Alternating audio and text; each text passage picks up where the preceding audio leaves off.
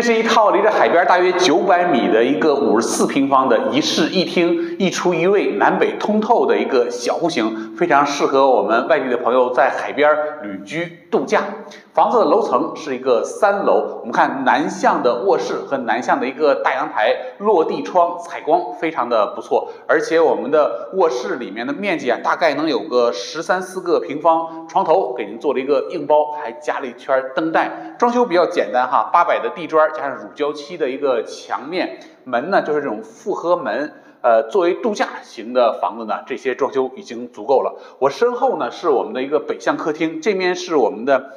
卫生间。卫生间原来是一个暗卫，但是在装修的过程中呢，我们增加了一个窗户，可以起到一个照明的作用。面积大约有5-6个平方。然后这面呢是我们的一个入户门，一梯2户，总高6层的。入户门和卫生间门是完全错开的哈，并不是对着的，这样的话还是比较合理的。再往里来，左手边是我们的一个北向厨房，这里呢是我们的一个客厅。为什么客厅在北面呢？因为我们的客厅外面是我们小区中心的一个4万平米的淡水湖，夏天的时候呢还是荷花池，景色非常的漂亮，可以垂钓，可以在湖边散步，都是非常好的，有很多的高大的树木非常的阴凉。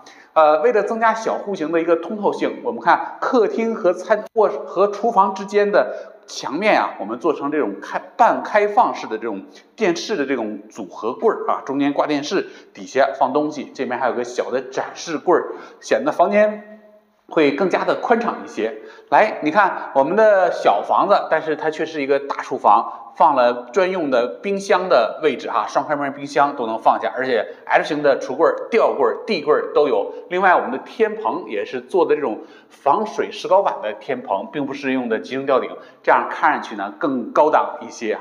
这就是山东龙口东海旅游度假区湖广好景小区的一个步梯3楼54平方南北通透的精装小户型。像这样的小房子呢10多个，我觉着作为旅居度假非常的不错。好了，关注重点说旅居，带你了解更多龙口好房。